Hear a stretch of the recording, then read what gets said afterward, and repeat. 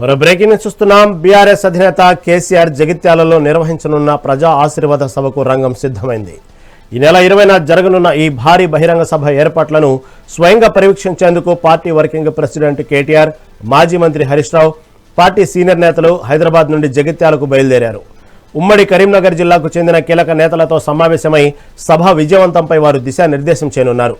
అనంతరం మధ్యాహ్నం 2 గంటలకు జగిత్యాలలో ఏర్పాటు చేసే మీడియా సమావేశంలో వారు ప్రస్తుత రాజకీయ పరిణామాలు మరియు సభ ఏర్పాట్లపై మాట్లాడనున్నారు.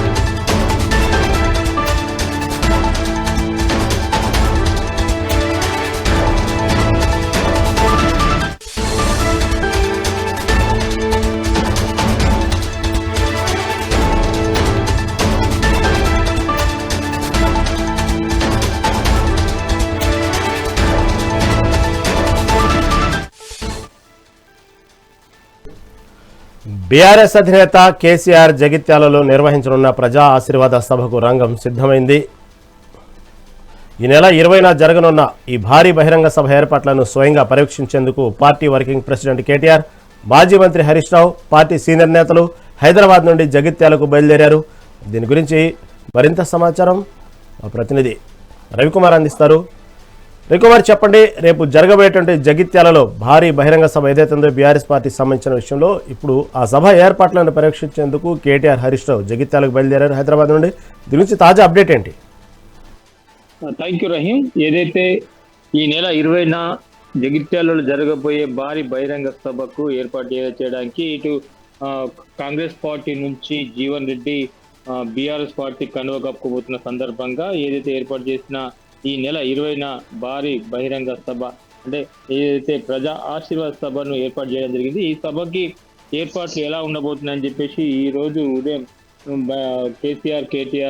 కేటీఆర్ తో పాటు హరీష్ రావు కూడా బయలుదేరి ఇక్కడ సభాస్థలాన్ని చేరుకొని ఆ ఏర్పాట్లన్నీ పరిశీలించనున్నారు. ఈ నేపథ్యంలో ఏదైతే మన ఉమ్మడి కరీంనగర్ జిల్లాకు సంబంధించిన బీఆర్ఎస్ పార్టీ శ్రేణులను కూడా కలిసి వాళ్ళు ఏదైతే ఈ బహిరంగ సభ కార్యక్రమం గురించి కూడా చర్చించే అవకాశాలు ఉన్నాయి.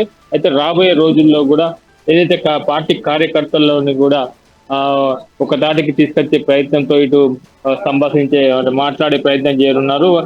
ఏదైతే కార్యకర్తలను కూడా ఏకదాటికి చేసేందుకు ఇది జీవన్ రెడ్డి అండతో పాటు ఇటు గతంలో ఏదైతే నాయకులు ఉన్నారో ఆ నాయకులంతా చోటికి తీసుకురాలి, ఒక తాటికి తీసుకొచ్చిన తర్వాత ఇటు బీఆర్ఎస్ పార్టీని బలోపేతం చేసేందుకు కూడా ఇటు అన్ని రకాలుగా వాళ్ళు చర్చించే అవకాశాలు ఉన్నాయి.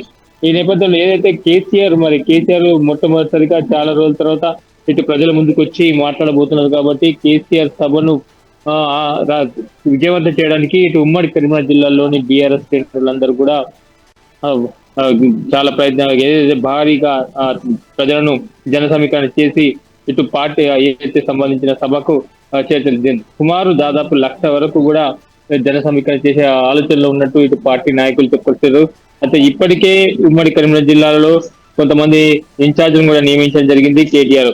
అదేవిధంగా ఈ రోజు ముఖ్యంగా ఇప్పుడు 2 రోజుల్లో మీటింగ్ ఉన్నందున ఆ మీటింగ్ సంబంధించిన కార్యాచరణ అంటే ట్రాఫిక్ రూల్స్ కూడా ఎక్కడ కూడా ఇబ్బంది కలగకుండా ఉండేందుకు ఇటు ట్రాఫిక్ అంతరాయం కూడా ప్రజలకు అంతరాయం కలగకుండా ఇటు ట్రాఫిక్ కూడా, దాంతో పాటు వచ్చే ఏదైతే కార్యకర్తలు కానీ ప్రజలు కానీ ఏదైతే కేసీఆర్ మాటలు వినడానికి, కేసీఆర్ చూడడానికి వచ్చే ప్రజలు కూడా స్వచ్ఛందంగా వచ్చే అవకాశాలు ఉంటాయి కాబట్టి వారందరికి వచ్చే వారికి అందరికీ కూడా ఏర్పాట్లను కూడా ఇది చేయడానికి అన్ని సిద్ధం, ఎలాంటి ఏర్పాటు చేయాలనేది కూడా వాటిపై బాగా చర్చించే అవకాశం ఉంది. ఇటు పోలీస్ సిబ్బందిని కూడా ఏర్పాటు చేసుకోవడానికి కోసం ఏదైతే బారికేట్లను కూడా ఇటు సెక్యూరిటీ పరంగా భారీ బారికేట్లను కూడా ఏర్పాటు చేయాలని చెప్పేసి ఇటు ఆలోచన ఉన్నారు. ఇప్పటికే అక్కడ ఏర్పాట్లన్నీ కార్యక్రమాలు కూడా మొదలయ్యాయి. దాంతో పాటు ఇటు ఈ ఏదైతే ఇప్పుడు కేసీఆర్ కేటీఆర్ మెయిన్ ముఖ్య నాయకులతో చర్చించి తర్వాత అనంతరం ఇటు మీడియాతో కూడా మాట్లాడున్నారు. Right thank you for update.